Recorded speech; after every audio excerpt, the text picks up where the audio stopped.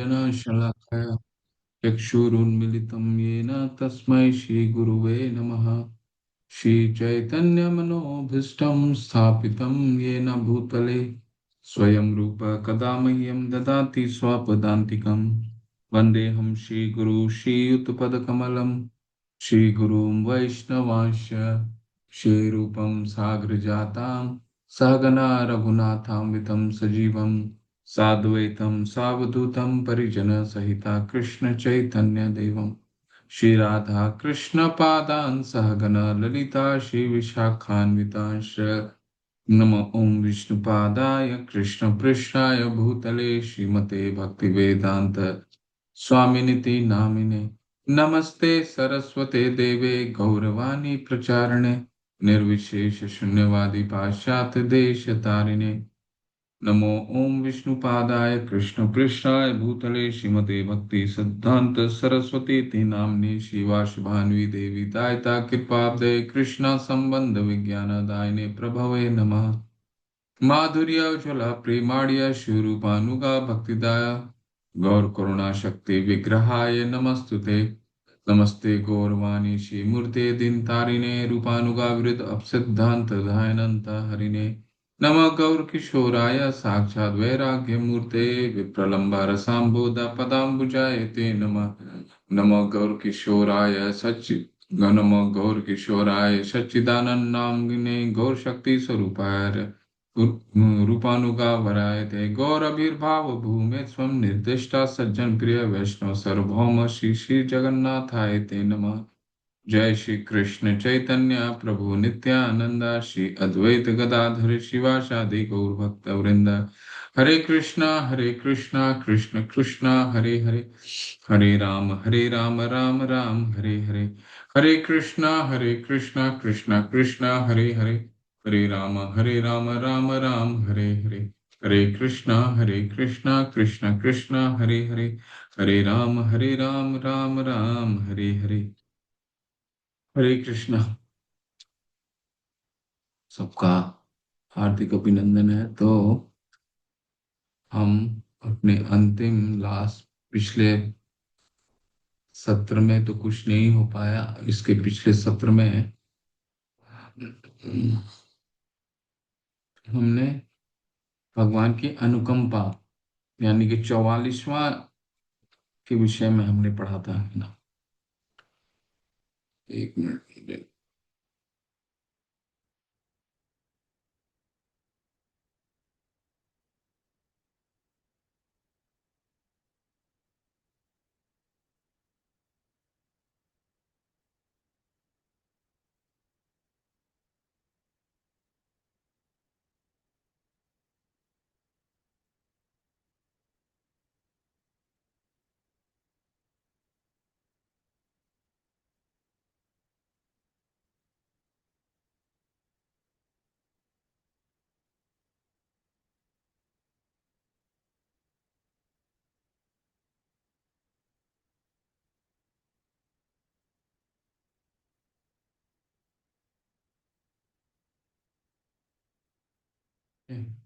तो हमने अंतिम में क्या किया था? भगवत कृपा की आशा, ठीक है ना, ये किया था ना हमने। यहीं से शुरू करते हैं। तो पिछले सत्र में हमने 44वां देखा, जहाँ पे रूप गोस्वामी पाद 44वां का उदाहरण देते हुए हमने बताया कि भगवान की भक्त को हमें क्या करना चाहिए। तत्ते अनुकंपा सुसमीक्षमानो भुंजान एवात्मक कृत विपाकम। तो भगवान की अनुकंपा पे हमें निर्भर होना चाहिए। ठीक है, भगवान भगवत कृपा की आशा रखनी चाहिए। और ऐसा व्यक्ति जो भगवान की कृपा पे आशा रखता है, अ, तद्वाक विपुर्भी विदधन नमस्ते जीवे तायु मुक्ति पदे सदाय भाग। वो भगवान के कृपा का अधिकारी बन जाता है। जैसे उसी तरह जिस तरह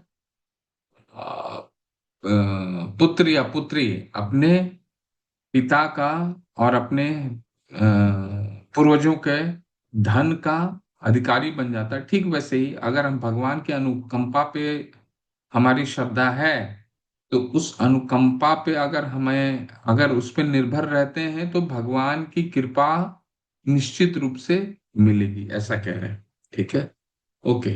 अब इसके आगे स्मरण बहुत महत्वपूर्ण है, और इस पे हम श्लोक कुछ पढ़ेंगे। इससे पहले श्रील प्रभुपाद का आप लोग सब पढ़ लीजिए, जो उसमें से कोई पढ़ना चाहते हैं। स्मरण, स्मरण का क्या मतलब होता है? याद करना। ठीक है। और साधना भक्ति में प्रहलाद महाराज ने भी जो 9 विधियां बताई हैं, स्मरण स्मरण पे बहुत ही बल दिया गया है ना। ठीक है, यदि कोई अपने कोई पढ़ना चाहे पढ़िए, इसके बाद हम कुछ श्लोक पे भी चर्चा करेंगे। स्मरण को कोई पढ़ना चाहे पढ़िए। अनुकंपा माता पढ़िए। सादर प्रणाम प्रभु जी। हरे कृष्ण। हरे यदि कृष्ण कोई दादा। अपने मन में जिस तिस भांति कृष्ण से अपना निरंतर संबंध स्थापित करता है तो यह संबंध स्मरण कहलाता है। विष्णु पुराण में स्मरण के विषय में एक सुंदर उक्ति आई है। भगवान का स्मरण करने से सारे जीव सभी प्रकार से मंगल के पात्र बनते हैं। अतएव मैं उन भगवान का निरंतर स्मरण करना चाहता हूँ जो अजन्मा तथा नित्य है। पद्म पुराण में इसी स्मरण की व्याख्या इस प्रकार की गई है। मैं भगवान कृष्ण को सादर नमस्कार करना चाहता हूँ, क्योंकि जो कोई भी मृत्यु के समय या अपने जीवन काल में उनका स्मरण करता है तो वह सारे पाप फलों से मुक्त हो जाता है। हरे कृष्ण प्रभु जी। रूप गोस्वामी पाद बहुत ही सरल विधि के विषय में बता रहे हैं, और ये सरल विधि इतनी शक्तिशाली है कि हम भगवान के नाम का, हम में से कितने लोग हरे कृष्णा भूल जाते हैं? कोई भूलता है क्या? नहीं भूलता है ना? तो इसी को तो स्मरण रखने की बात कर रहे हैं। यही स्मरण करना, और तो कुछ करना है नहीं, है ना। तो इसमें कुछ हम श्लोक पढ़ेंगे।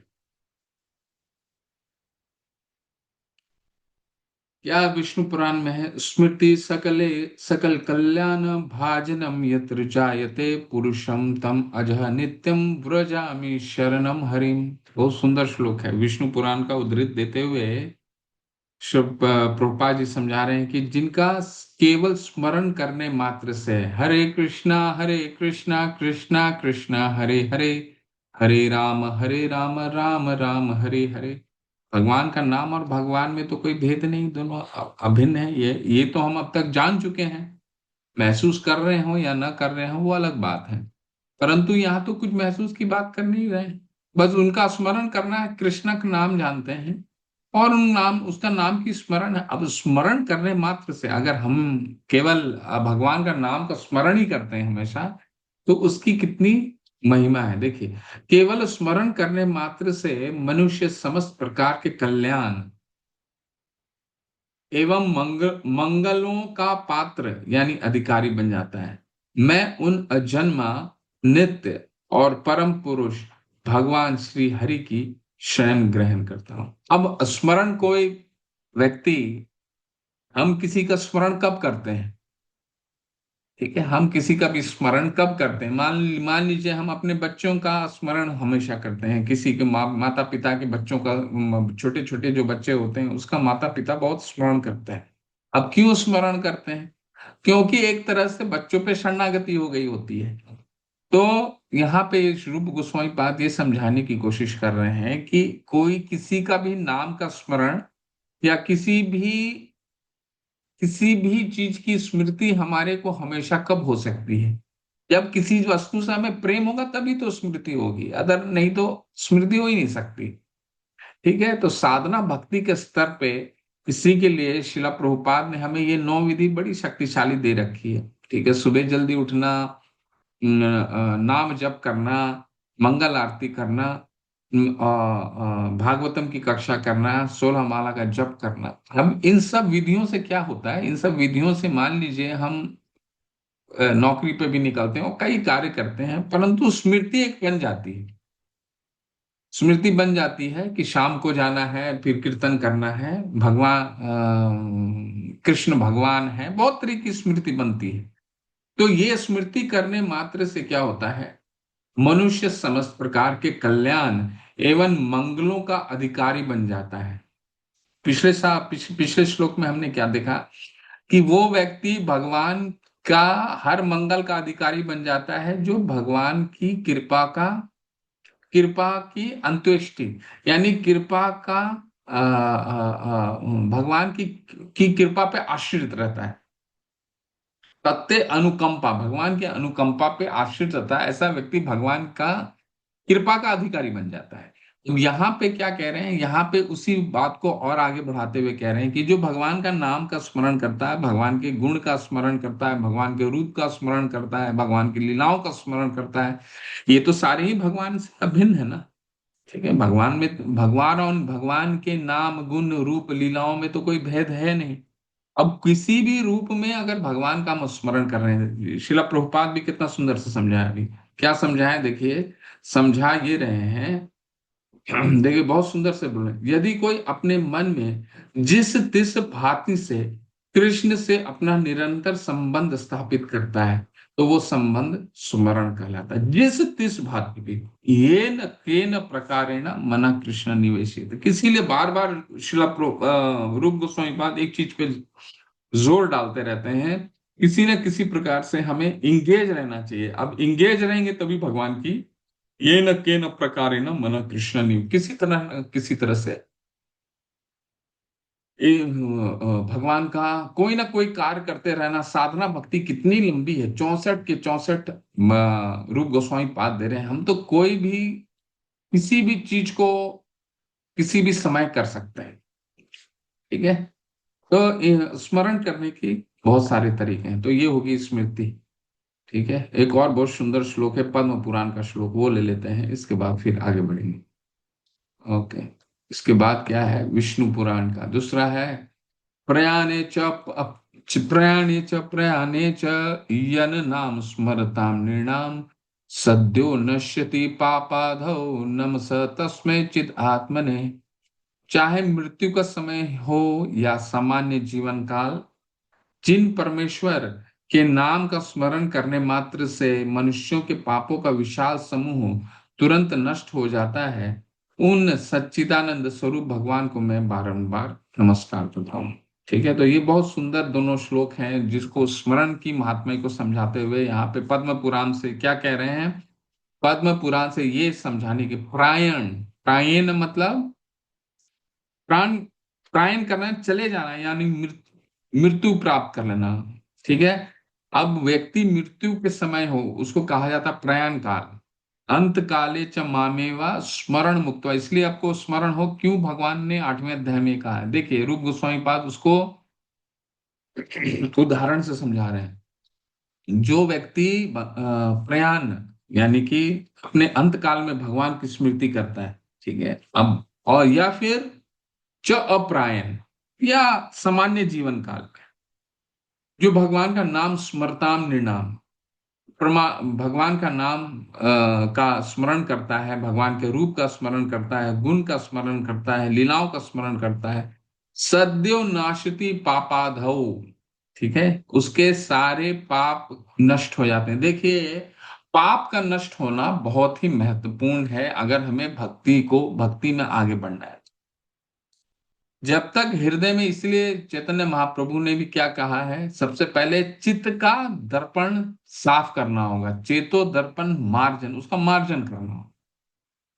ठीक है, चेतो दर्पण मार्जन। तो पापादो, जब तक पाप रहेगा तब तक भक्ति में बाधा आते रहेगी। ऐसा त्वंतगतम पापम जनाना पुण्य कर्मणा ते द्वंद्व मोह निर्मुक्ता भजन्ते माम दृढ़वता। जब तक पाप जाएंगे नहीं हृदय से, द्वंद जाएगा नहीं हृदय से, तब तक भगवान की भक्ति बड़ी मुश्किल होगी।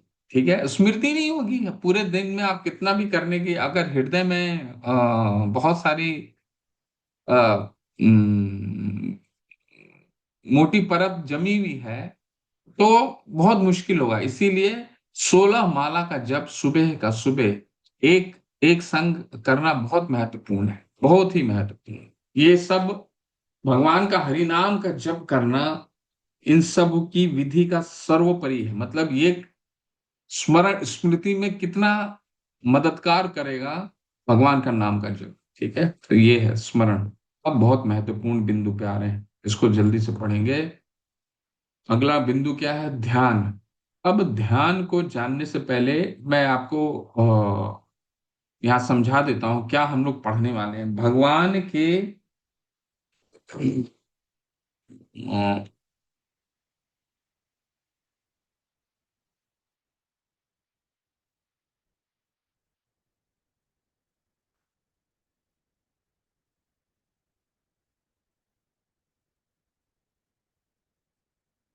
ये बहुत महत्वपूर्ण है।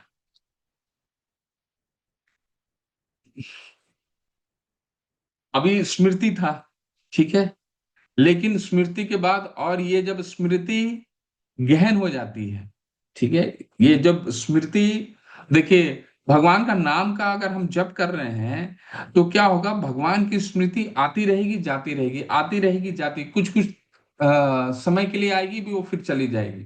ठीक है, जब तक उसमें और काम करने की जरूरत नहीं है, भगवान के नाम जब तक भगवान की कथा नहीं सुनेंगे तब तक वो स्मृति जो है निरंतर नहीं बनी रहेगी। ठीक है, अब जब निरंतर बनी रहेगी तो उसको कहा जाता है ध्यान। ठीक है, और भगवान का ध्यान हम चार मुख्य बिंदुओं में पढ़ेंगे। भगवान के रूप का ध्यान। भगवान, आप कोई मंदिर जाते हैं, भगवान की भगवान के कई अर्च विग्रह, बहुत लोगों को एक अर्च विग्रह बहुत स्मृति में बन जाती है, तो वो स्मृति उस स्मृति को, उस ध्यान के द्वारा भगवान का नाम का जप करते हैं। ठीक है, वो रूप का ध्यान है। भगवान का गुण का ध्यान है। सब कृष्णा लीला बुक पढ़ते होंगे। ठीक है, तो उसमें कई भगवान के गुण हैं, गुणों का वर्णन है, उन भगवान का गुण का ध्यान। ठीक है, भगवान का क्रीड़ा गतिविधियां, जो भगवान ने अपना कर्म क्या है, जन्म कर्म च में दिव्यम, उनके कर्मों को देखना है, उनकी लीलाओं को स्मरण करना, उस पे ध्यान। और सेवा ध्यान, भगवान को हम सेवा कर रहे हैं, भगवान का मार्जिन, भगवान के मंदिर का मार्जिन कर रहे हैं, भगवान को कपड़े पहना रहे हैं, भगवान को भोजन अर्पित कर रहे हैं, तो सेवा ध्यान। ठीक है, अब इसका बड़ा अच्छा हम लोग पढ़ने वाले हैं। भगवान के रूप का ध्यान के विषय में पढ़ेंगे, गुण के ध्यान के विषय में पढ़ेंगे, और लीला ध्यान, इसको थोड़ा जल्दी पढ़ेंगे। ठीक है, आज 11वें अध्याय में हमको जाना है। और ये टॉपिक बहुत इंपॉर्टेंट है, बहुत महत्वपूर्ण है, ध्यान। ठीक है, पढ़िए, तो जल्दी कोई पढ़े। कौन पढ़ना चाहते हैं? ओके, सौरभ बनर्जी प्रभु, आप पढ़िए। हरे कृष्ण प्रभु। जरूर पढ़िए। ध्यान करने का अर्थ है भगवान के स्वरूप, गुण, कर्म तथा उनकी सेवा के प्रभु, आप वीडियो विषय बंद कर में दीजिए। हरे कृष्णा। मन में सोचना। सौरभ ध्यान प्रभु, का हरे अर्थ कृष्ण। निराकार या शून्य चिंतन नहीं होता। वैदिक साहित्य के अनुसार ध्यान सदा विष्णु,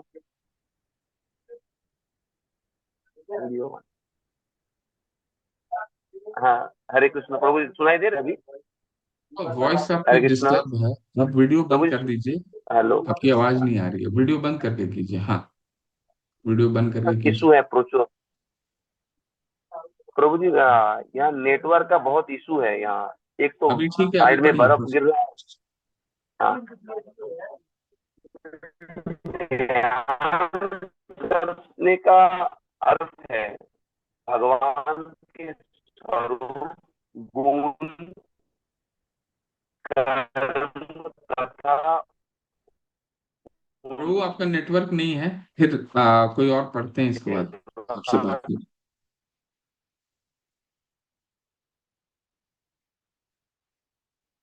ठीक है, कोई और पढ़िए। प्रभु कहीं प्रभु है जी जहाँ मैं पढ़ दूं? नेटवर्क। मैं हाँ, पढ़ जल्दी दूं प्रभु पढ़िए। जी? दीप्ति माता, आप ध्यान पढ़िए। करने का अर्थ है ध्यान। ध्यान करने का अर्थ है भगवान के स्वरूप, गुण, कर्म तथा उनकी सेवा के विषय में मन में सोचना। ध्यान का अर्थ निराकार या शून्य चिंतन नहीं होता।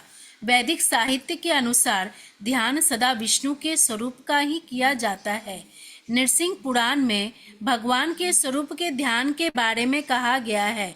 भगवान के चरण कमलों पर ध्यान एकाग्र करने को दिव्य माना गया है एवं भौतिक सुख दुख के अनुभव से परे स्वीकार किया गया है।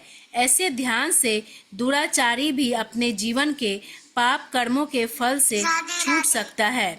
विष्णु धर्म में भगवान के दिव्य गुणों के ध्यान के बारे में कहा गया है। जो लोग कृष्ण भावना अमृत में निरंतर तल्लीन रहते हैं और भगवान के दिव्य गुणों का स्मरण करते हैं, वे समस्त पाप कर्मों के फलों से मुक्त हो जाते हैं और शुद्ध हो जाने के बाद वे भगवत धाम में प्रविष्ट होने के अधिकारी बन जाते हैं। दूसरे शब्दों में, समस्त पाप फलों से मुक्त हुए बिना भगवत धाम में जाते हैं प्रविष्ट नहीं हुआ जा सकता। दूसरे शब्दों में, समस्त पाप फलों से मुक्त हुए बिना भगवत धाम में प्रविष्ट नहीं हुआ जा सकता। भगवान के रूप, गुण, लीलाओं आदि का स्मरण करने मात्र से पाप फलों से बचा जा सकता है। पद्म पुराण में एक बहुत सुंदर श्लोक मैं आपको सुनाता हूँ भगवान का ध्यान के विषय में।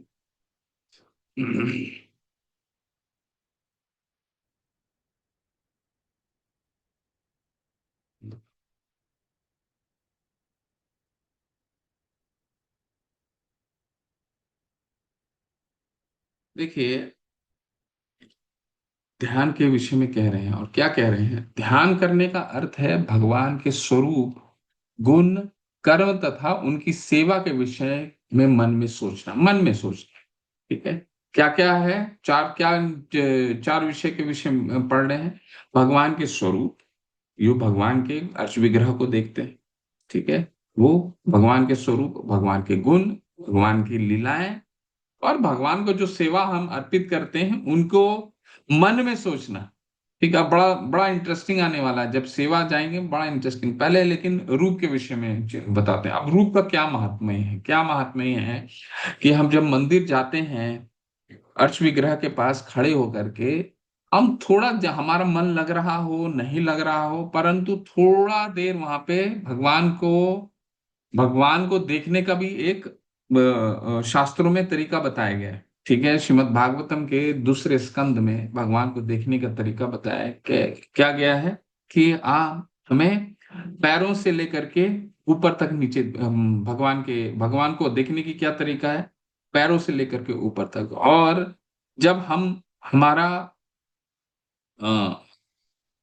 शुरुआत में हमारा जब हृदय दूषित होता है तो हम जितना कोशिश करें भगवान के चरण कमलों में ही हम अपने, अगर हम दृष्टि अगर हम उसको अपने भगवान के चरण कमलों में ही टिका के रखते हैं तो वो हमारे लिए बहुत अच्छा है। ठीक है, एक श्लोक आपको सुनाते हैं, बहुत सुंदर श्लोक है।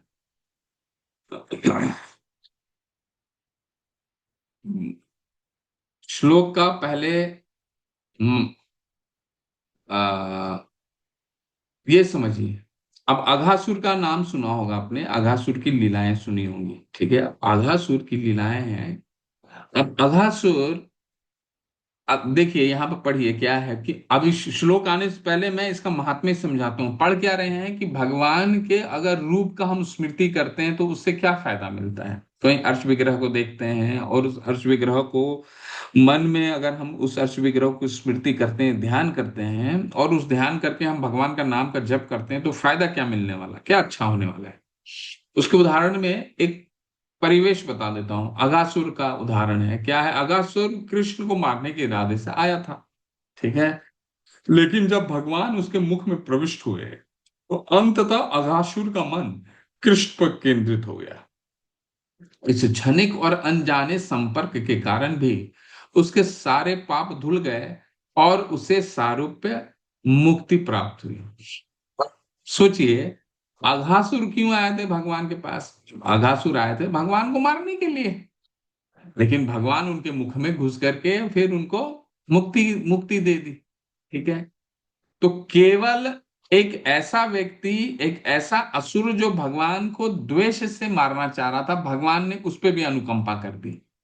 इसीलिए हम वो जब शांति सूत्र स्मरण करते हैं, तो आप इस बार बार वो स्मृतियां हमें आनी चाहिए कि भगवान कितने बड़े हमें हमारे हितैषी हैं। देखिए आप श्लोक सुनिए क्या है। सकृत सकृद यदं प्रतिमा अंतराहिता मनोमयी भागवतीं ददौ गतिं स एव नित्य आत्म सुखानुभूति विव्युदस्तमयो अंतर्गतिं हे किम पुनः।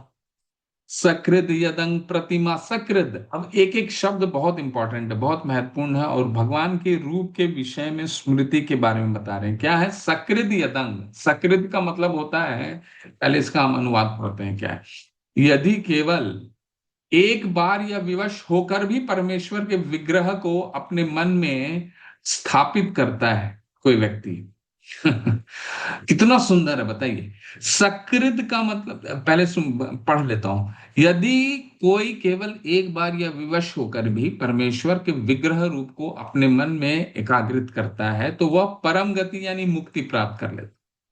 फिर उन लोगों के विषय में क्या कहा जाए जिनके हृदय में स्वयं परमेश्वर साक्षात प्रवेश करते हैं। ऐसे महाभागों के लिए भौतिक अस्तित्व का भ्रम सदैव के लिए नष्ट हो जाता है, क्योंकि वे निरंतर दिव्य आध्यात्मिक आनंद का अनुभव करते हैं। कितना सुंदर है। सकृत का मतलब होता है केवल सकृत, केवल कोई एक बार कहीं गए मंदिर में और मंदिर में अर्च विग्रह का स्मरण आ गया। यदंग, यदंग मतलब भगवान के अंगों का। प्रतिमा, प्रतिमा, प्रतिमा नहीं, साक्षात ब्रजेंद्र नंदन, चैतन्य चरितमृत में कहा गया ना, प्रतिमा कोई नहीं, विग्रह क्या होते हैं? भगवान का स्वरूप होता है। भगवान हमारे को, हमें इस भौतिक जगत में स्वयं प्रकट करने के लिए प्रतिमा के रूप में है।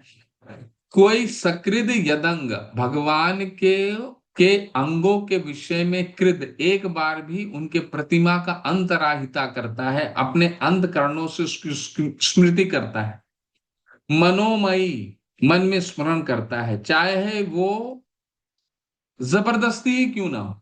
कोई एक बार मंदिर में गया, अगर कोई बोलता है तुम विग्रह का स्मृति नहीं है तुमको, वहां उस मंदिर में गए थे, बस अगर ये कहने पर भी किसी के मन में भगवान का स्मृति आता है, उसके विषय में सुनिए क्या है। मनोमयी भागवतीम ददौ गतिम, यानी कि मन के द्वारा कोई एक बार भगवान के अंगों की, प्रतिमा के अंगों के विषय में एक बार भी स्मरण करता है, चाहे वो जबरदस्ती ही क्यों ना हो, उसे क्या मिलता है? भागवतीम ददौ गतिम, भगवान की गति प्राप्त होती है, भगवान का धाम प्राप्त होता है। तो फिर उसके विषय में क्या कहा जा, स एव नित्य आत्म सुखानुभूति अभिव्युदस्त मयो अंतर्गतिम ही किम पुनः। तो उसके विषय में क्या कहा जाए जो आपको हमेशा देखते हैं अपने हृदय। तो भगवान की रूप की महिमा देखिए कितनी है, कि अगर भगवान, इसीलिए हाँ, आचार्यगण क्या कहते हैं कि कम से कम मंदिर में हम आगे पहले हमने क्या पढ़ा था कि मंदिर जाएं तो कम से कम हमें 50 मिनट 1 घंटे तो निश्चित रूप से मंदिर में रहना चाहिए। और मंदिर में रहने का क्या मुख्य उद्देश्य होना चाहिए? भगवान की प्रतिमा को अच्छे से देखना चाहिए, फिर वहां का कीर्तन करना चाहिए, या वहां अगर कथा हो रही हो तो कथा सुनना चाहिए। इस यही 3 विषय के लिए जाते हैं, या फिर प्रसादम हो रहा हो तो प्रसादम। तो ये इसमें भगवान की रूप के विषय में कितना सुंदर है कि कोई एक बार भी अगर भगवान की अंतराहिता कर लेता है प्रतिमा की, तो उसको भी गति में प्राप्त हो जाती है। ठीक है, तो ये बहुत सुंदर है। तो भगवान के रूप की महिमा बहुत ही, उसका महात्म्य है। देखिए यहाँ क्या कह रहे हैं, जो लोग कृष्ण भावनामृत में निरंतर तल्लीन रहते हैं और भगवान के विषय, अब गुण, ये तो हमने रूप के विषय में सुना, अब गुण के विषय में, गुण क्या कह रहे हैं। जो लोग कृष्ण भावनामृत में निरंतर तल्लीन रहते हैं और भगवान के दिव्य गुणों का स्मरण करते हैं, वे समस्त पाप कर्मों के फलों से मुक्त हो जाते हैं और शुद्ध हो जाने के बाद वे भगवत धाम में प्रविष्ट होने के अधिकारी बन जाते हैं। ठीक है, तो भगवान की हम कथाओं को क्यों रूप, शिला प्रभुपाद ने बोला है कि कृष्णा बुक जो है, हमें कम से कम रात को 15 से 20 मिनट, सोने से पहले 20 मिनट पढ़ना चाहिए। क्यों बोला? ताकि हम भगवान की उन लीलाओं को पढ़ें, और जब सुबह हम देखिए हमारा चित्त कितना, चेतना कैसी रहती है। रात को सोते सोते वक्त भी श्रील प्रभुपाद ने उन्हें सिलेबस दे दिया है कि कम से कम कृष्णा बुक 15 से 20 मिनट पढ़ करके सो। कृष्णा बुक पढ़िए, चेतना कैसे रहेगी, भगवान की लीलाओं का स्मरण होगा, और फिर उसी चेतना में हम सुबह उठेंगे, नाम का जप करेंगे। ठीक है। तो जब नाम का जप करेंगे तो जो रात को पढ़ा है लीला, उस लीला की स्मृति आएगी, और उस स्मृति आने से क्या होगा, स्मृति आने से फायदा क्या मिलने वाला है, समस्त पाप कर्मों के फलों से मुक्त हो जाएंगे। जो पाप कर्म आने वाले हैं, जो फल आने वाले हैं, उससे हम मुक्त हो जाएंगे। और जितने पाप कर्म के फल मुक्त होंगे, उतना हमें भक्ति करने में आसानी होगी। भक्ति करने में आसानी होगी तो हरि नाम का जप कर रहे हैं तो उसमें हमारा मन लगेगा। यही तो है सिंपल केमिस्ट्री, और तो कुछ है नहीं। ठीक है, क्या करना है हमें, रात को कृष्ण किताब पढ़नी है, बुक पढ़नी है, लीलाओं को स्मृति करना है, और लीलाओं का स्मरण करते हुए सुबह उठना और नाम का जप करना है, फिर हम मंगल आरती करना है। दूसरे शब्दों में समस्त पाप फलों से मुक्त हुए बिना भगवत धाम में प्रवेश नहीं हुआ जा सकता। तो ये तो हम पढ़ चुके हैं, और 15वें अध्याय में भी भगवान ने बिल्कुल स्पष्ट रूप से योग्यता बता दी है हमें कि भगवान के धाम जाने की क्या योग्यता है। निर्माण मोहा जित संग दोषा अध्यात्म नित्या विनिवर्त कामा द्वंद्वे विमुक्ता सुख दुख संगे गच्छन्ति मूढ़ा पद्मम वयम तत्। निर्माण मोहा, जो जो मान, भगवान जो मान और अपमान, निर्मान, जो स्वयं के मान और अपमान के मोह से, निर्मान मोहा जित संग दोषा, जो अपने मान से उत्पन्न हुए हुए दोष आसक्ति से जीत लिया है। निर्माण मोहा जित संग दोषा, उसके दोष से, जो हमारा अपना मिथ्या अहंकार के कारण हम मान अपमान चाहते हैं। पहला क्या है, मिथ्या अहंकार, मेरे को ये क्यों नहीं बोला मुझसे, मेरे परिवार में ये है, मेरा ये ओहदा है।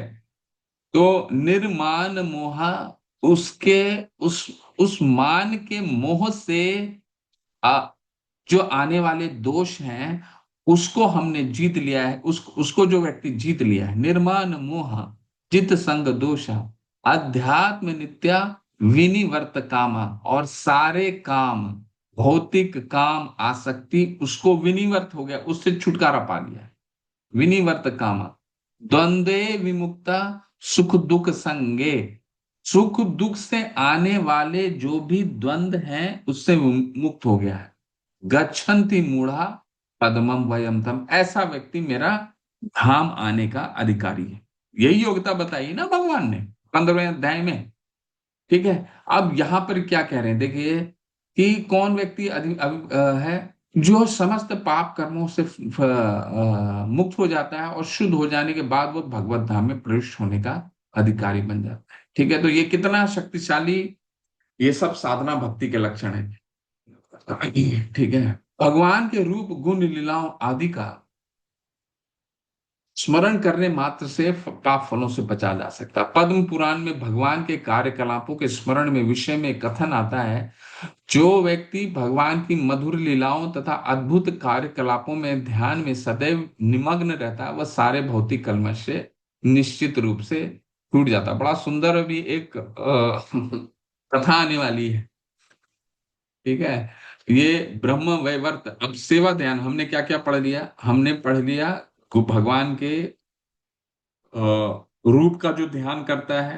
ठीक है, दूसरा भगवान के गुण और भगवान के कर्मों का, जो भगवान के इसलिए कृष्णा किताब पढ़नी बहुत जरूरी है, भगवान की कथा सुनना बहुत जरूरी है।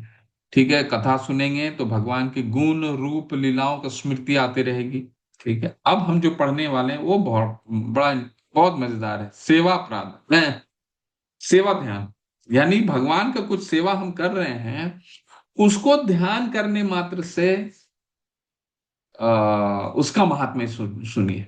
ठीक है, वो ब्रह्म वैवर्त पुराण में एक बड़ी सुंदर कथा है, ये कोई जल्दी से पढ़े, स्टोरी है। ठीक है, बड़ा सुंदर स्टोरी है वो। स्टोरी संक्षिप्त में मैं बता देता हूँ। एक ब्राह्मण का स्टोरी है। ब्राह्मण एक ऐसा ब्राह्मण है जो भगवान की सेवा, क्योंकि वो सामर्थ्य नहीं है, एक बहुत ही दीन ब्राह्मण है, गरीब है, जो भगवान को सेवा करने के लिए सामर्थ्य नहीं है, परंतु मन में ही भगवान का स्मरण कर रहा है। ठीक है, भगवान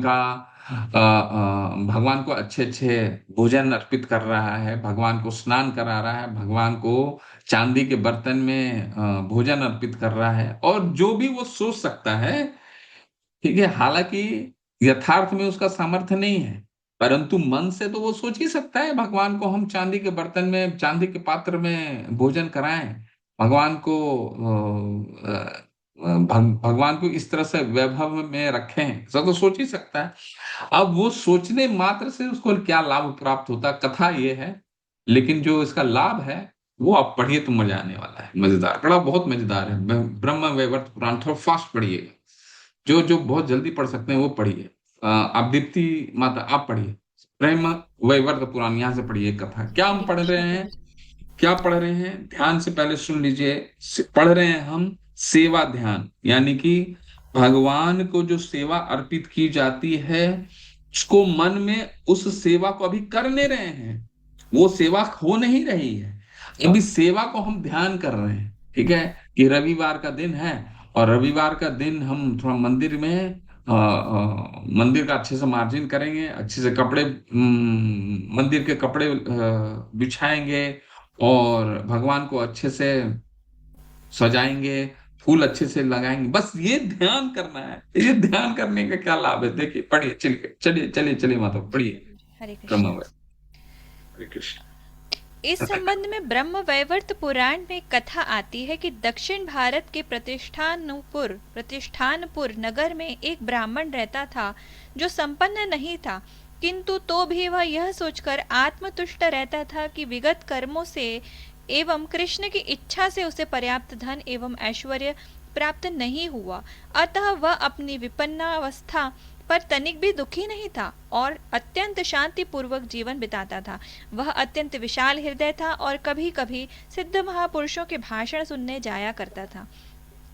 एक ऐसी ही सभा में जब वह वैष्णव कार्यों के विषय में श्रद्धा पूर्वक सुन रहा था, तो उसे बताया गया कि ये कार्य ध्यान द्वारा भी संपन्न किए जा सकते हैं। दूसरे शब्दों में, यदि कोई व्यक्ति शरीर से वैष्णव कार्य वास्तव में संपन्न नहीं कर सकता, तो वह उसका ध्यान करके वैसा फल प्राप्त कर सकता है।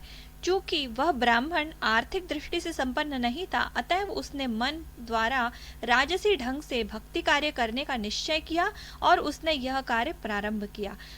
वह कभी गोदावरी नदी में स्नान करता और स्नान के बाद नदी के किनारे एकांत में बैठकर प्राणायाम के योगाभ्यास या श्वास साधने के सामान्य अभ्यास द्वारा अपने मन को एकाग्र करता। ये प्राणायाम या श्वास साधने का अभ्यास किसी विषय पर मन को यंत्रवत स्थिर रखने के लिए है। श्वास क्रियाएं और योग आसन करने का फल भी यही है। पहले के युगों में सामान्य से सामान्य व्यक्ति भी भगवान के स्मरण में मन को स्थिर करना जानता था और इसलिए वह ब्राह्मण भी इसे करता था। जब वह मन में भगवान के स्वरूप को स्थिर कर चुका, तो उसने ध्यान में यह कल्पना करनी शुरू की कि वह अपने भगवान को कीमती वस्त्र, आभूषण, मुकुट तथा अन्य साज सामग्री से सजा रहा है। वह भगवान के समक्ष नतमस्तक होकर सादर नमस्कार करता। वस्त्र पहनाने के बाद वह यह कल्पना करने लगता कि वह मंदिर को भली भांति साफ कर रहा है।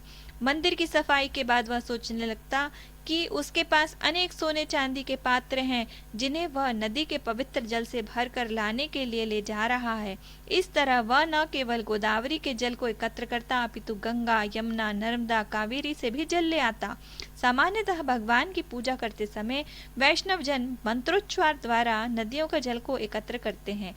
यह ब्राह्मण बिना किसी मंत्रोच्चार के ही कल्पना करता और कि वह सोने चांदी के पात्रों में इन सारी नदियों का जल को एकत्र कर रहा है। तब वह पूजा की सारी सामग्री, फूल, फल, अगरू तथा चंदन एकत्र करता। वह इन वस्तुओं को अर्चा विग्रह के समक्ष रखने के लिए एकत्र करता। तब वह जल, फूल तथा सारे सुगंधित द्रव्य अर्चा विग्रहों को इस प्रकार से अर्पित करता जिससे वे तुष्ट हो जाते। वह तब वह आरती करता और इन सारे कार्यों को सही पूजा विधि से करता। वह नित्य ही इसी प्रकार अर्चना करता और वर्षों तक यह कर्म चलता रहा। तब एक दिन उस ब्राह्मण ने ध्यान में यह कल्पना की कि उसने खीर बनाई और तब उसने अर्चा विग्रह को अर्पित किया, किंतु वह इसे भेंट से संतुष्ट नहीं था क्योंकि खीर ताजी बनी थी, अतः काफी गर्म थी। खीर को कभी भी गर्मा गर्म नहीं खाना चाहिए, जितनी ठंडी खीर होगी उसका स्वाद उतना ही अच्छा होगा। चूंकि ब्राह्मण ने यह खीर अभी अभी तैयार करी थी, अतः वह उसे छूकर देखना चाहता था कि खीर भगवान के खाने लायक हुई या नहीं। जो ही उसने खीर के पात्र को छुआ, त्यों ही उसकी उंगली जल गई। तब उसका ध्यान भंग हुआ। जब उसने अपनी उंगलियों को जला हुआ देखा तो उसे आश्चर्य हुआ कि यह सब कैसे हो सकता है। चूंकि वह गर्म खीर को छूने का विषय केवल ध्यान में कर रहा था, अतः उसने कभी यह नहीं सोचा था कि सचमुच में उसकी उंगली जल जाएगी। जब वह इस प्रकार से सोच रहा था, तब वैकुंठ में लक्ष्मी सहित आसीन भगवान नारायण विनोद पूर्वक हंसने लगे। भगवान की हंसी देख भगवान की सेवा में रत सारी लक्ष्मियां उत्सुक हो उठी और उन्हें इसी हंसी का कारण पूछने लगी, किंतु भगवान ने उनके प्रश्न का कोई उत्तर नहीं दिया। प्रत्युत उन्होंने उस ब्राह्मण को तुरंत बुला भेजा। तुरंत वैकुंठ से एक विमान भेजा गया जो उस ब्राह्मण को भगवान के समक्ष ले आया। जब वह ब्राह्मण भगवान तथा लक्ष्मियों के समक्ष उपस्थित हुआ तो भगवान ने पूरी कहानी कह सुनाई। फिर उस ब्राह्मण को भगवान तथा उन लक्ष्मियों के साथ वैकुंठ में शाश्वत स्थान मिला। इससे पता चलता है कि भगवान अपने धाम में स्थित होकर भी किस प्रकार सर्वव्यापक हैं। यद्यपि भगवान वैकुंठ में थे, किंतु वह अपनी ब्राह्मण पूजा के समय उनका ध्यान कर रहा था, तो वह उनके हृदय में भी थे। इस तरह हम समझ सकते हैं कि भक्त द्वारा ध्यान में की गई अर्पित की गई वस्तुएं भगवान द्वारा स्वीकार की जाती हैं और इससे भक्त को वांछित फल प्राप्त करने में सहायता मिलती है। हरि हरि जय। Thank you. क्या सुंदर कथा है, बताइए, बहुत सुंदर कथा। ठीक है, तो ये है सेवा ध्यान। कुछ ज्यादा समझाने की जरूरत नहीं है, आप लोग सब समझे होंगे। और एक और बहुत सुंदर उदाहरण हमें मिलता है जब सेवा ध्यान के माध्यम से माधवेंद्र पुरी के उदाहरण से भी हम समझते हैं। माधवेंद्र पुरी मन में ही जब खीर चोर गोपीनाथ गए थे, तो भगवान को जब खीर अर्पित किया जा रहा था, तो वो खीर देखने मात्र से उन्हें ये इच्छा हुई कि जिस खीर का स्वाद कैसा है ये एक बार चखने को मिल जाता। तो ये खीर आ, उसी तरह का स्वाद में अपने विग्रह श्री गोपाल को अर्पित करता। परंतु दूसरे ही क्षण माधवेंद्र पुरी को ऐसा लगा कि ये उनसे बहुत बड़ा अपराध हो गया, क्योंकि भगवान को खाए बिना वो स्वयं कैसे सोच सकते हैं कि वो खीर को उन्होंने चख लिया। तो ये अपराध समझ करके और ये अपराध वृत्ति को समझ करके श्री माधवेंद्र पुरी बहुत ही शोक व्याकुल होते हुए वहां से तत्काल चले गए।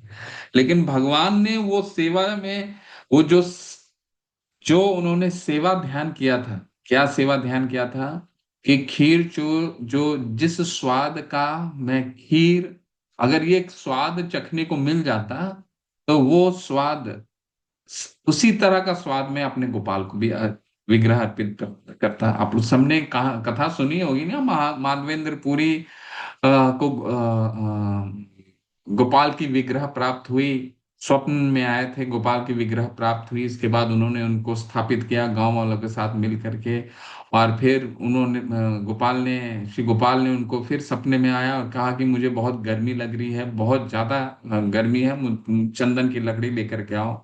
फिर श्री माधवेंद्र पुरी उड़ीसा के लिए निकले चंदन की लकड़ी लाने के लिए, और बीच में वो इस मंदिर के पास आए। तो कथा यही हो रही है। और फिर माधवेंद्र पुरी शोक व्याकुल होकर के वहां से चले गए। और क्योंकि भगवान ने उनको सेवा ध्यान के द्वारा उनकी जो सेवा थी वो भाप ली, और उस पुजारी को रात में स्वप्न में वो आए और बोले कि मैंने उनके लिए एक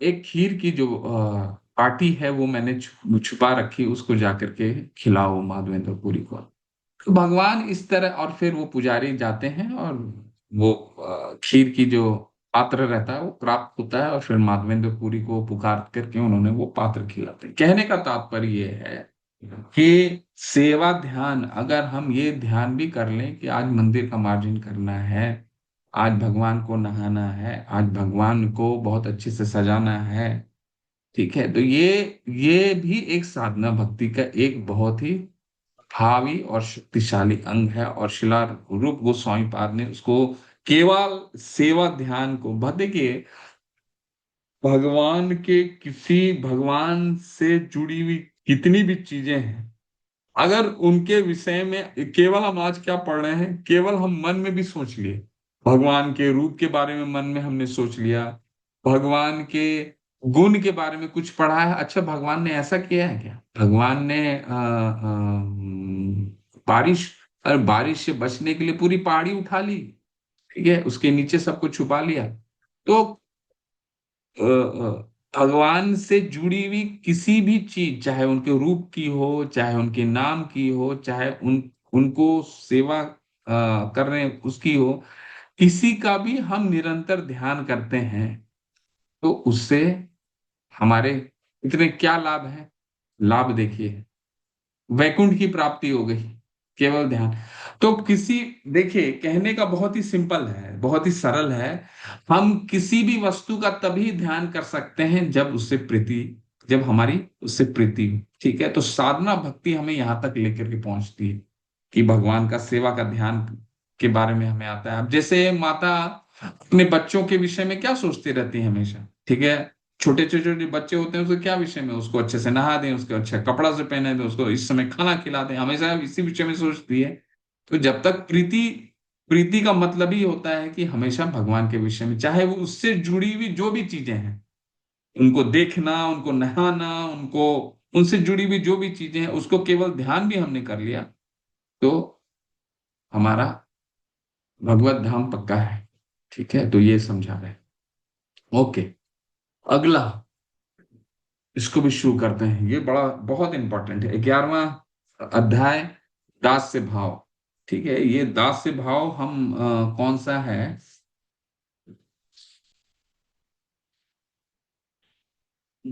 ये 47वां, अभी हम 64 में 47वां पहुंच गए हैं।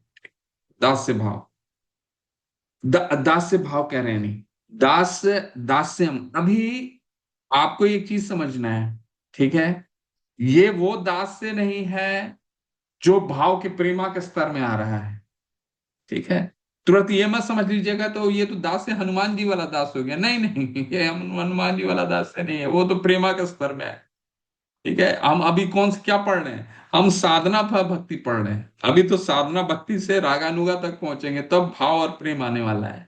तो साधना भक्ति में ये दास्यम किसको कहा गया है, इसकी क्या परिभाषा है, ये समझना बहुत जरूरी है। दास्यम है, इसके बाद साख्यम है, तो ये वो वाले साख्यम और दास्यम नहीं है, ये अलग, ठीक है। देखिए क्या है दास्य भाव में, ठीक है, कोई पढ़ना चाहता पढ़िए, इसको समझिएगा, बहुत ध्यान पूर्वक समझिएगा इसको। रुकिए मैं पढ़ता हूँ।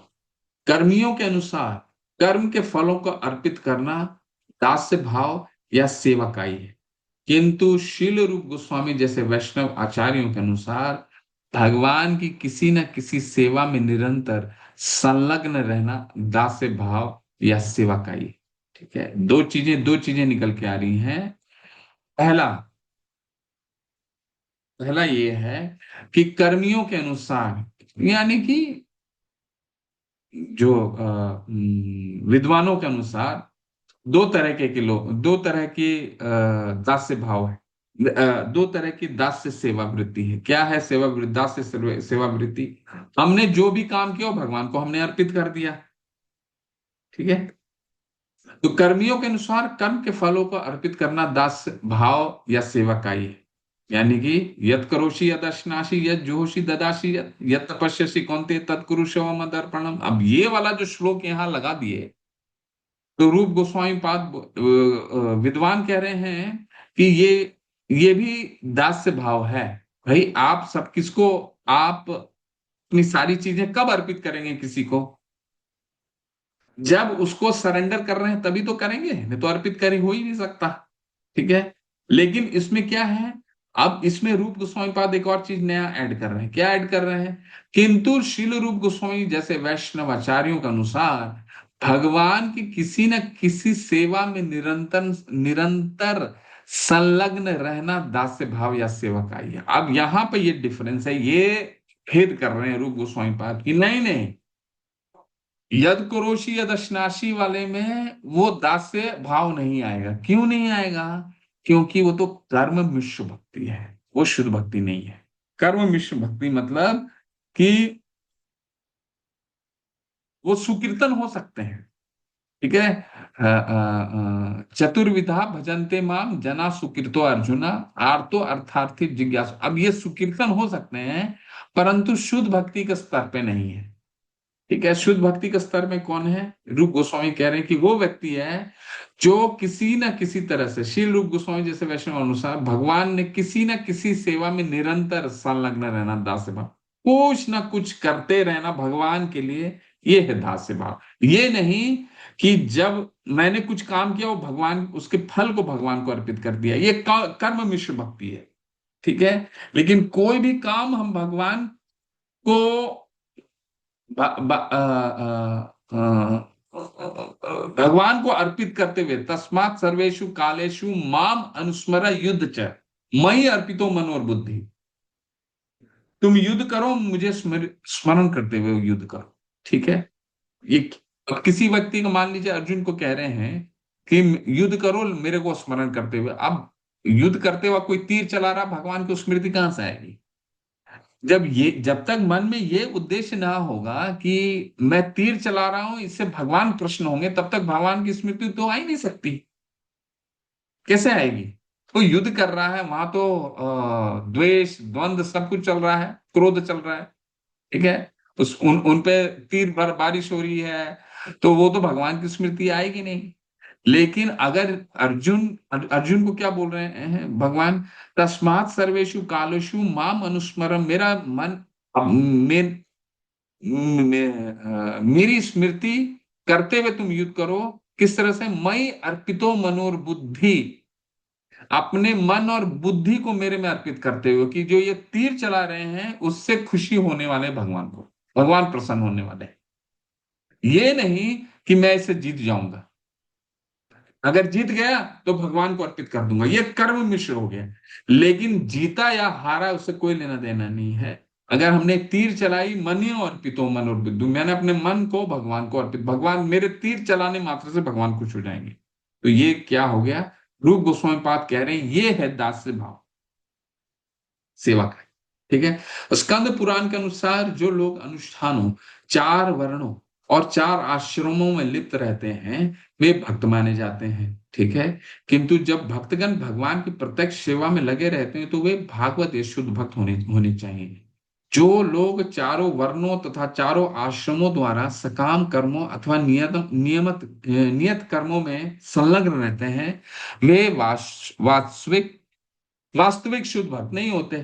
तो भी चूंकि वे भगवान के कर्मों को फल अर्पित करते हैं, अतएव इन्हें भक्त माना जाता है। किंतु जब किसी की ऐसी इच्छा नहीं होती और वह भगवत प्रेम के कारण रागानुगा होकर कर्म करता है, तो ऐसे व्यक्ति शुद्ध भक्त माना जाना चाहिए। देखिए यहाँ पे बहुत बहुत क्लिष्ट है। विद्वान देखिए, स्कंद पुराण के अनुसार ये कह रहे हैं कि स्कंद पुराण में ये कहा गया है कि वर्णाश्रम धर्म, कोई व्यक्ति अपने गुणों के अनुसार अपने आश्रम में है या वर्ण में है, कोई ब्रह्मचर्य में है, कोई गृहस्थ में है, कोई वानप्रस्थ में है, कोई सन्यासी है, और अपने गुणों के साथ कर्म कर रहा है, उस कर्म को भगवान को अर्पित कर रहा है, तो ये शुद्ध भक्ति नहीं है, कर्म मिश्र भक्ति है। लेकिन जो व्यक्ति भगवान को ये मान करके कर रहा है, भगवान भगवान से प्रीति, भगवान से प्रेम है वो ये सोच करके कर रहा है, तो वो क्या हो गया, वो हो जाता है शुद्ध भक्ति। किंतु जब किसी की ऐसी इच्छा ना होती हो, देखिए शुद्ध भक्ति में हम लोग क्या, हमने क्या, अन अभिलाषिता शून्य, जो कोई किसी तरह की अभिलाषा नहीं है। लेकिन वर्णाश्रम वाले को अभिलाषा हो सकती है, वर्णाश्रम वाले को अभिलाषा हो सकती है, क्योंकि उस वो आर्त है, आर्थी है, जिज्ञासु है और ज्ञानी है। कुछ ना कुछ चाहिए ना भगवान से, भगवान को कुछ भगवान को अर्पित कर रहा है, तो या तो दुखी है, आर्त तो है, या अर्थार्थी, कुछ चाहिए, धन चाहिए, कुछ चाहिए भगवान से, ठीक है, परीक्षा में रिजल्ट अच्छे चाहिए, चाहिए, ठीक है, जिज्ञासु है या ज्ञानी है, भगवान से, भगवान के बारे में जानने की इच्छा रखता है और जानना चाहता है, ठीक है। ऐसे व्यक्ति शुद्ध भक्त नहीं हो सकते, लेकिन भक्ति के पात्र जरूर हैं, वो कर्म मिश्र भक्त कहा जाता है। रूप गोस्वामी पाद यही समझाना चाह रहे हैं, ठीक है। रूप गोस्वामी पाद कह रहे हैं उस व्यक्ति को दास्य भाव में भक्ति नहीं कहा जा सकता है जो सकाम कर्म में लिप्त है और अपने कर्मों को अर्पित कर रहा है। बल्कि उसको कहा जा सकता है जिसकी ऐसी कोई इच्छा नहीं होती, अन्य अभिलाषिता शून्य, ठीक है। जो बद्ध जीव भौतिक जगत के संसर्ग में आ चुके हैं, वे प्रकृति पे न्यूनाधिक प्रभुत्व जताने के लिए ललायित रहते हैं। वर्णाश्रम प्रथा तथा इस प्रथा के अंतर्गत नियत कर्तव्य इस प्रकार नियोजित किए जाते हैं कि बद्ध जीव इंद्र तृप्ति हेतु अपनी अपनी इच्छाओं के अनुसार भौतिक जगत का भोग कर सके और साथ ही क्रमशः आध्यात्मिक ज्ञान को प्राप्त कर सके। देखिए, वर्णाश्रम धर्म का तो गठन क्यों हुआ? धर्म स्वनिष्ठता पुंसा विश्वक्सेन कथा सूय न नोत न नोत उत्पदायते रतिम शम एव ही केवल। भागवत में कहा गया है कि देखिए, कोई भी अपने धर्म स्वनिष्ठत से पुंसा विश्वक्सेन कथा सूय, अगर कोई अपने धर्म का पालन कर रहा है और अपने धर्म का पालन से ना नोत उपदायते रति, भगवान के प्रति रति उत्पन्न नहीं हो रही है, तो केवल और केवल वो व्यर्थ का श्रम है। श्रम एव ही केवल, फिर कोई मतलब नहीं। कोई अनाथालय बना रहा है, कोई अस्पताल बना रहा है, कोई विधवा आश्रम बना रहा है, कोई स्कूल में खाना भेज रहा है बच्चों के लिए, लेकिन इन सबों से भगवान को प्रसन्नता करने के लिए नहीं कुछ कर रहा है, तो ये केवल और केवल श्रम एव ही केवलम, ये कहने का तात्पर्य है, ठीक है।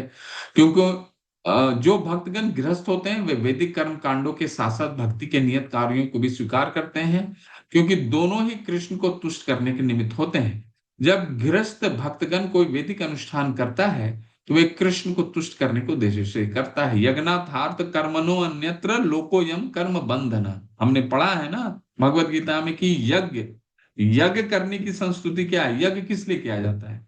यज्ञार्थार्थ कर्मणो अन्यत्र लोकोयम कर्म बंधना तदर्थम कर्म कौन्तेय मुक्त संग समाचार। भगवान यज्ञ करने का एक ही उद्देश्य है, विष्णु की प्रसन्नता, अपने लिए नहीं करना है कुछ कि सत्यनारायण की कथा कर लिए तो हमारे घर की संतुष्टि हो जाएगी। अरे भगवान का तो नाम जब से ही हमारा पाप क्षय हो रहा है ना। इसलिए रूप गोस्वामी गाते हैं ना, बहुत सुंदर एक बहुत सुंदर गाते हैं, क्या है, हम्म,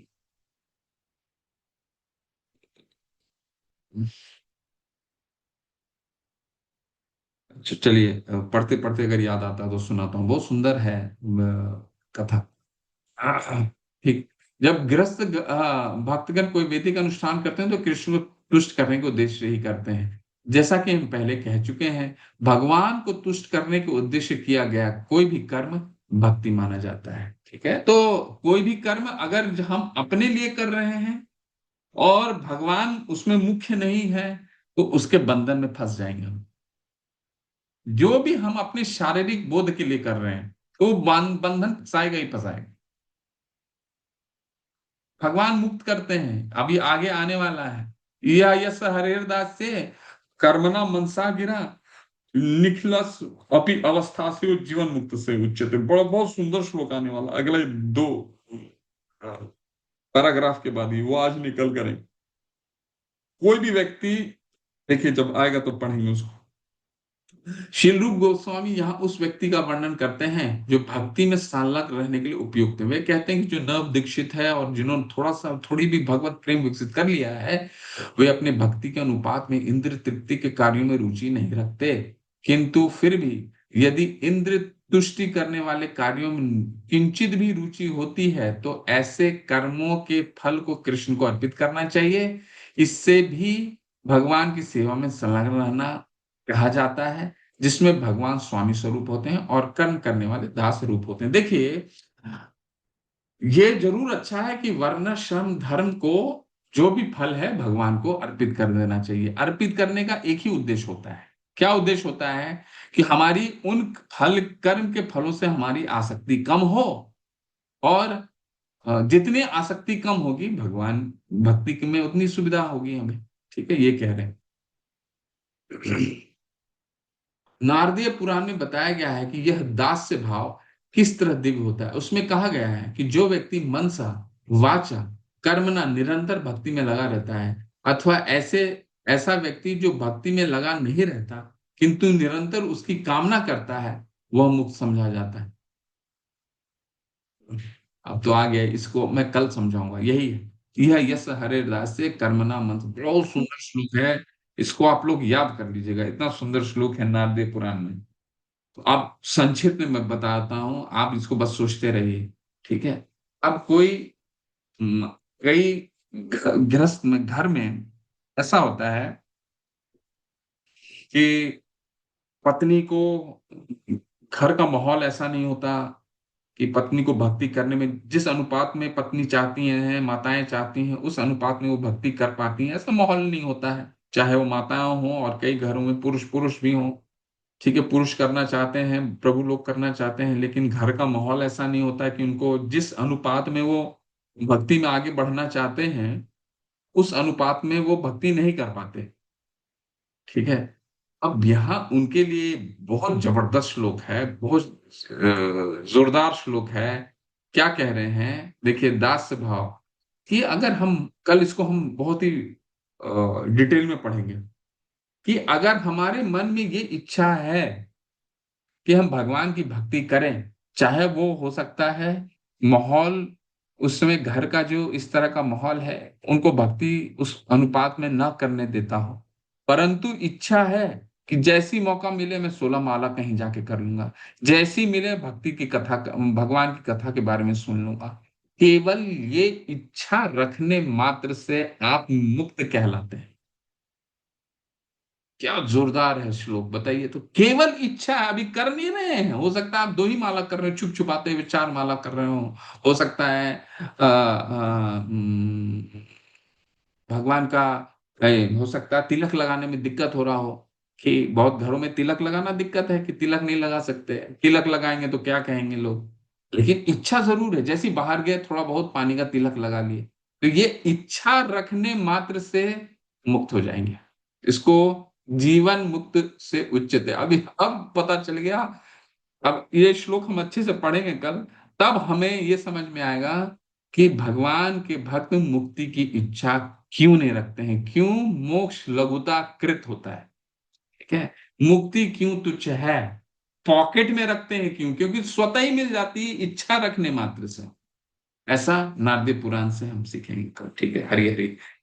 शिल भक्त प्रभुपाद की जय, रूप गोस्वामी पाद की जय। Okay, कल पढ़ते हैं हम इस श्लोक को पढ़ेंगे और सख्य भक्ति, इसको पढ़ के आएंगे आप लोग। सख्य भक्ति, दास्य भक्ति तो समझने में बहुत आसान आएगी, आसान होगी। नहीं तो हम दास्य भाव वाले भक्ति को जोड़ देंगे यहाँ पे और सख्य भाव वाले को जोड़ देंगे। ये साधना भक्ति चल रहा है, प्रेमा के स्तर वाले दास्य भक्ति, हनुमान जी वाले दास्य नहीं लगाना है यहाँ फॉर्मूला, वो फिर फॉर्मूला फिट नहीं होगा। ठीक है, वो तो प्रेमा भक्ति का स्तर है। साक्य भक्ति वो सुदामा वाला साक्य भाव नहीं है कि यहाँ पर वो फॉर्मूला लगा दे, ये साधना का स्तर में, वो प्रेम का स्तर में। ठीक है, इसीलिए इसको पढ़ के आएंगे तो समझने में बिल्कुल, और जो सख्य भक्ति है थोड़ा वो भी कॉम्प्लेक्स है, तो उसको अच्छे से पढ़ के आएंगे तो समझने में आसानी होगी। ठीक है, ओके, कोई प्रश्न है समझना? हाँ, मेगा माता क्या है? हरे कृष्ण, क्या प्रश्न? हरे कृष्णा प्रभु जी। मैं ये पूछना चाहती थी कि लैंप हम दिखाते हैं वो अग्नि दिखाने का क्या महत्व है? अग्नि शुद्ध करती है ना। अग्नि, अग्नि का एक ही अग्नि, कोई भी अग्नि क्यों हम जलाते हैं? अग्नि जलाने का एक ही उद्देश्य होता है, वो शुद्ध करता है। ठीक। वो आप किसी चीज को जलाते हैं, अग्नि जला, अग्नि हर चीज को शुद्ध करता है। तो जब भगवान को आरती दिखाते हैं, अग्नि से आरती दिखाते हैं, तो वो शुद्धि का एक अनुमोदन है। ठीक है, उसको इस तरह से समझिए। ओके।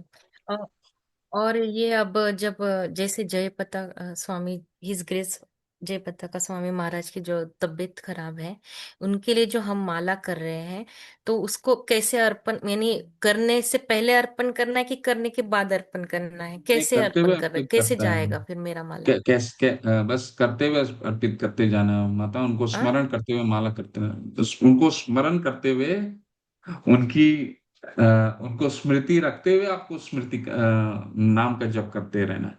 ठीक है, ऐसा है। सबसे पहले जब आप स्टार्ट करें, तो जय पताका महाराज का आवाज नहीं जो, आ रही। हेलो, हाँ हाँ, अ, अभी आ रहा जब जब आप माला जप कर रहे हो, तो शुरू में उनको उनका प्रणाम मंत्र बोल दीजिए। ठीक है, प्रणाम मंत्र बोलने के बाद फिर उनको अर्पित करते हुए, उनको स्मृति करते हुए नाम का जप कीजिए। ठीक है, ऐसा करिए। है। उनका प्रणाम मंत्र आप सबको और मालूम है। अगर ये, हम्म। नहीं, प्रणाम मंत्र पता नहीं प्रभु जी। हाँ ठीक है, मैं भेज देता शेयर हूँ। कर दीजिएगा ग्रुप पर। हम्म। और ये जो तुलसी की जो मंजीरें आ रही, अभी मेरे बहुत सारा अच्छा तुलसी हो गया है मेरे घर में, और उसको मंजीरें आ रही है। अभी मुझे उसकी माला बना के बनानी है और लेके जानी है टेम्पल में। तो क्या हो रहा है, मैंने ऐसे कहीं सुना था कि जैसे ही मंजीरें आती है वैसे निकाल देना चाहिए, उनको खुजली होती है तुलसी माता जी को, मैंने ऐसे सुना है। तो अभी मैं रहने दूं कि निकाल निकाल के फ्रिज में जमा करूं कि कैसे करूं? ये बहुत ज्यादा डिटेल मुझे नहीं मालूम है, लेकिन मंदिर में आप किसी भक्त से पूछ लीजिए। लेकिन अगर सेवा दी गई है तो देखिए कैसे, लेकिन जैसी सबसे अच्छा उपाय क्या है, मेरे मेरे घर में मायपुर में जो यज्ञ करते हैं, मेरे बहुत अच्छे मित्र हैं, मेरे घर में आते हैं, उन्होंने मुझे एक चीज बड़ी अच्छी सलाह दी थी, कि आपके घर में तुलसी जैसी मंजरी होती है, तुरंत उसको भगवान को निकाल। अर्पित कर दीजिए। तुरंत ओ। निकाल करके भगवान को अर्पित कर दीजिए, भगवान मंजरी से बड़े खुश होते हैं। ठीक है, उन्होंने बड़ी अच्छी चीज बताई, तो हम अपने घर में जैसी मंजरी होती हैं, हमारे घर में बहुत सारी तुलसी हैं, तो जैसी निकाल के तुरंत हम सुबह सुबह मंजरी को भगवान को अर्पित कर देते हैं। तो ऐसा उन्होंने बताया, तो वही फॉलो कर रहे हैं मतलब। तो मुझे इसके विषय में नहीं मालूम है, फ्रिज में रखना चाहिए। अब मंदिर के कोई भक्त से एक बार जानकारी ले लीजिए, पूछ लीजिए। ठीक है मतलब। ओके। ओके। ओके। ओके। क्या प्रश्न है? विनोद सिंह प्रभु, क्या प्रश्न है? हरे कृष्ण प्रभु जी। जैसा कि आपने बताया कि गीता में भी बताया कि आर्त अर्थार्थी और जिज्ञासु ज्ञानी तो मेरी शरण में आते हैं, और जैसा आपने कहा कि वो शुद्ध भक्त की श्रेणी में नहीं है, तो हम लोग भी कहीं न कहीं इन चारों में से किसी एक न एक को तो बिलोंग करते हैं। तो क्या हम लोग शुद्ध भक्ति की श्रेणी में नहीं आ पाएंगे? हाँ, हम लोग तो सुकीर्तन है, ये तो आप सुकीर्तन है। मतलब भगवान ने क्या बोला है कि ऐसे ये जो चार लोग हैं, ये सुकीर्तन है, यानी कि भक्ति के पात्र हैं। ठीक है, रूप गोस्वामी पास शुरू में ही हमने क्या बता दिया, कि जो भी साधना भक्ति कर रहा है, देखिए हमारे हृदय में, हम साधना भक्ति, हम भक्ति क्यों कर रहे हैं? क्या अब ये तो समझ में हमें आ गया कि हमें मनुष्य जन्म मिला है, तो हमारा हृदय में मल मल तो है, तभी तो मनुष्य जन्म प्राप्त हुआ है। तो भगवान के धाम में जी। चले गए होता है। तो ये कुछ ना कुछ तो है, गड़बड़ तो है शुद्ध भक्ति को। हम तो अभी शुद्ध भक्ति कर नहीं रहे हैं। लेकिन एक बड़ी इंटरेस्टिंग चीज है, क्या इंटरेस्टिंग है, भगवान ने बोल दिया कि हाँ, ये चार लोग जो हैं वो भक्ति के पात्र बनते हैं। ठीक है, चतुर्विधा भजन्ते माम जना सुकीर्तो अर्जुन, ये सुकीर्तन है अर्जुन। ये मेरे भक्ति के पात्र बनते हैं। यही चार लोग जो होते हैं वो साधना भक्ति करते हैं। जिनको कुछ चाहिए जीवन, मान लीजिए किसी को अर्थार्थी है, किसी को पैसा चाहिए, किसी को कोई तकलीफ है, वही ना साधना भक्ति शुरू में साधना भक्ति करता है। ठीक है, अब 764 नियम का पालन करेंगे तो धीरे धीरे वो प्रेम तक लेकर के चला जाएगा। और आप, जहां तक आपका प्रश्न है, क्या हम शुद्ध भक्ति कर रहे हैं, नहीं कर रहे हैं? बिल्कुल कर रहे हैं। क्यों? क्योंकि मान लीजिए आप उस ट्रेन में चढ़ गए जो शुद्ध भक्ति तक लेकर के जा रहा है, तो आप भी तो वही पैसे, मान लीजिए दिल्ली से आपको मुंबई जाना है, ठीक है, आप ट्रेन में चढ़ गए और आपको पहुंचना है बॉम्बे। जब तक आप बीच रास्ते में ना उतरे तब तक तो आप बम्बे के यात्री ही कहलाएंगे ना। आप तो शुद्ध भक्ति के ट्रेन में चढ़ चुके हैं। आप अगर ये 64 विधि का पालन कर रहे हैं रूप गोस्वामी पाद का, तो आप शुद्ध भक्ति ही कर रहे हैं, और शुद्ध भक्ति करने वाला शुद्ध भक्ति कहलाता है। पहुंचना दूर है हमारे लिए अभी, हमारी उद्देश्य बहुत दूर है, लेकिन हम उस ट्रेन में जब तक हम उतरेंगे नहीं तब तक हम शुद्ध भक्त कहलाएंगे, और एक ना एक दिन हम बम्बई पहुंच ही जाएंगे, कहने का वो मतलब है। ठीक है, तो आप शुद्ध भक्ति कर रहे हैं प्रभु, है तो अभी सुकीर्तन, लेकिन और सुकीर्तन तो पात्र होता है, योग भक्ति करने का पात्र ही ये चार लोग होते हैं जिसका नाम आपने लिया। ठीक है, कर ही यही सकते हैं, और तो कोई कर ही नहीं सकता भक्ति। नहीं तो भगवान के धाम में होता है ना। तो आप अच्छा कर रहे हैं, तो शुद्ध भक्ति ही कर रहे हैं। ये शुद्ध भक्ति, भगवान का नाम का जब, अभी कथा सुन रहे सब शुद्ध भक्ति तो है, शुद्ध भक्ति का स्टेप है। ठीक है, ओके। और क्या है? हरे कृष्ण। हरे कृष्ण। और क्या प्रश्न था? और माता थी मेगा, मेरा और कुछ, मेगा रानी माता, और कुछ प्रश्न है? ओके चलिए, नहीं ठीक प्रभु है। जी। ओके चलिए। वाञ्छाकल्पतरुभ्यश्च कृपा सिन्धुभ्येव च पतितानां पावनेभ्यो वैष्णवेभ्यो नमो नमः। अनंत कोटि वैष्णव वृंद की जय। श्री प्रभुपाद की जय। रूप गोस्वामी पाद की जय। विनोद प्रभु, कल एक बहुत सुंदर श्लोक से स्टार्ट करेंगे आपके प्रश्न का और उत्तर का विस्तार देते हुए। ठीक है, हरे कृष्ण हरि प्रभु ओम। जी, सादर हरे प्रणाम। कृष्ण प्रभु जी, हरे हरे कृष्ण। कृष्ण। हरे कृष्ण प्रभु जी, ये जो आप पढ़ा रहे हैं प्रभु जी, वो कौन से ग्रंथ से पढ़ा रहे हैं? बुक तो हमारे पास है नहीं। भक्ति ये रसामृत नहीं है। सिंधु। आप नेहा माता से मदद ले लीजिए। माता नेहा माते हमारी एडमिन है, उनसे पूछ लीजिए कि भक्ति रसामृत सिंधु चल रहा है, अध्याय 10 चल रहा है, और खत्म हुआ अध्याय अभी, आज हमने 11वां शुरू किया। ठीक है, कृष्ण प्रभुपाद की जय। हरे कृष्ण सभी।